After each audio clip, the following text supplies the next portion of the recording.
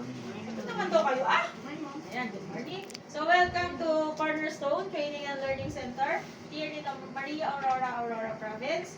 So, our school offers different agricultural qualifications.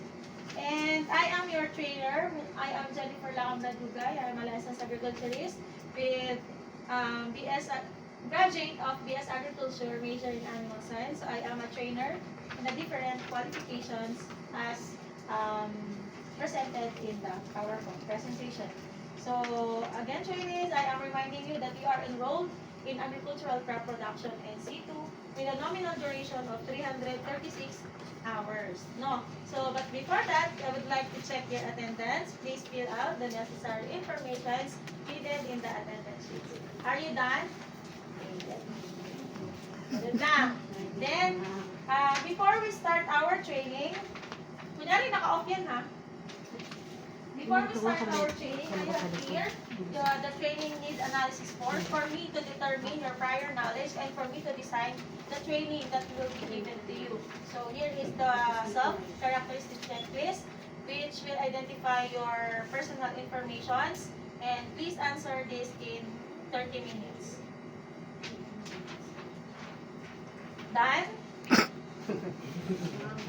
Okay. Next, we have here the self-assessment check. The self-assessment check is a form which is answerable by yes or no. So it has a listed of different learning outcomes that will be tackled in this qualification. So if you are knowledgeable on that particular competencies, please answer it with yes, and if not, please answer it with no. So please be honest on answering this form. So please answer it in 1 hour. Are you done? Yes. Okay. So, Ms. Regine, I have found that you tick yes in core competency number 1, which is perform nursery operations. Do you have any proof that you were able to perform the core 1? Yes. While you, Mr. Chris, so you tick no on all the competencies listed in the self-assessment check. So don't worry, this training will provide you the necessary skills, attitude, and knowledge in agricultural crop production. Okay? So tomorrow, Nursery Regime, please bring your evidence related to perform nursery operations. Okay?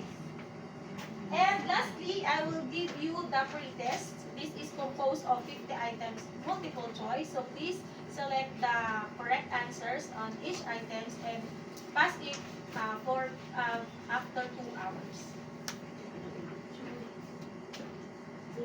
Are you done? So let me have a minute to check your pre-test. So Ms. Regine, you've got 20 out of 50, while Mr. Chris, you've got 10 out of 50. So don't worry, this is just a basic knowledge tools for me to determine your prior knowledge. Okay? So again, ang hirap naman. So again, welcome trainees to the training in Agricultural Crop Production NC2. And this qualification has 3 competencies, which is composed of the basic, the common, and of course the core competencies. So we have 4 competencies: the perform nursery operations, plant crops, care and maintain crops, and perform harvest and post-harvest operations. Okay? So before we start our training, I will introduce to you what methods we are using during this training.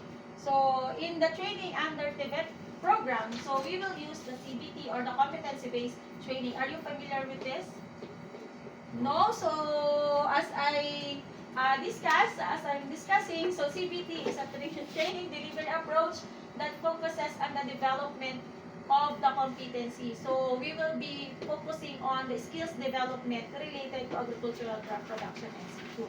So following with the 10 basic CBT principles, which is number 1, the training is based on the curriculum developed from the competency standards, which is skills-based. So you need to perform the different activities as presented in the training regulations and the competency-based curriculum. And lastly, we have the assessment is based on the collection of evidence of the performance of work in the industry required standard. So before the end of this training, we will have our institutional assessment as patterned in the national assessment. So you will be given different tasks related to agricultural crop production and safety. Do you have any questions? Okay. So, as we have discussing the CBT approach, so I will give you some insights about the traditional and the CBT approach. The traditional approach is like your formal education, which you need to perform first the basic education down to secondary education to tertiary education. While in CBT approach naman, you will be giving different tasks based on your competencies. So, you will have different tasks, Ms. Regine, compared to Mr. Chris, since you have the prior knowledge in agricultural crop production. Okay? So, as we go further, so this is the CBT flow. So, I will give you the learnings about the CBT flow, which you as a trainer enters the program. So, as a trainer, I have administered you the validation of your prior knowledge, which is the administrative of your TNAs. Then, upon this orientation, being a trainer, I am your team member. I will give you the different tasks related to agricultural crop production, and you as a trainees, you need to perform the different tasks related to agricultural crop production. So, as we go further, the trainees, you may select different competencies you wanted to learn. And I will provide you the different instructional materials. I will give you the different tools needed to perform the duties. And I will update or I will record your progress based on the progress sheet and the achievement charts. Okay?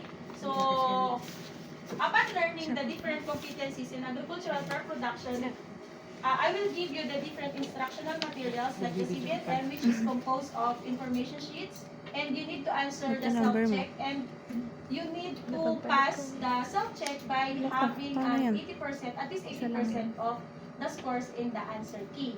Do you have any questions?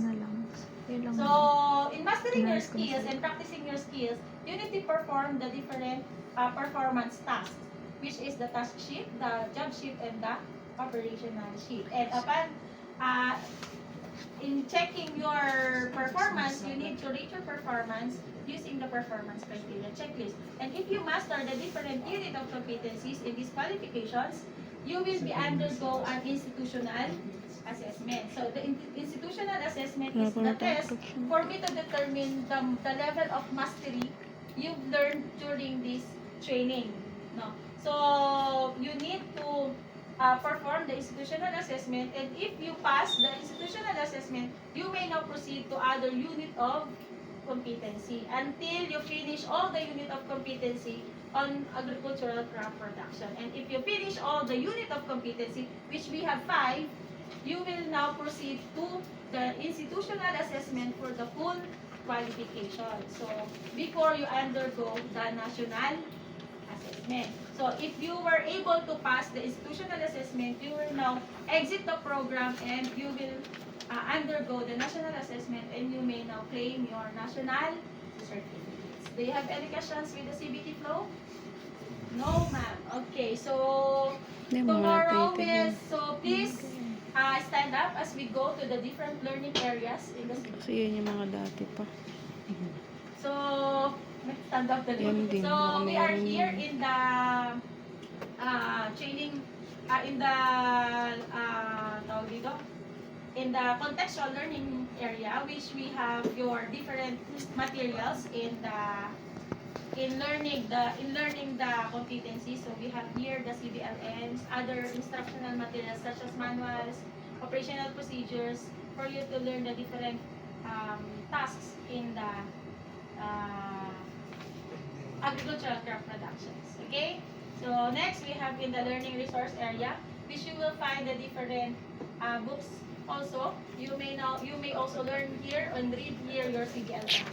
Okay? Then we have the practical learning area where you will able to practice your skills. Then we have the institutional assessment area, which which the validation of your recognition of prior learning is being held. The computer laboratory area, which you will use the computer and laptops for you in viewing your video presentations. And in distant learning areas, if you were absent on that particular session, I will meet you using the LMS or via Google Google Meet. Okay? So do you have any questions? So tomorrow, please, Ms. Regine, please bring your evidence such as your training certificate or certificate of employment for me to validate your prior learning with regards to perform nursery operations. Do you have any questions, trainees? No? So if none, let's meet again tomorrow. Ganun lang ang in-plan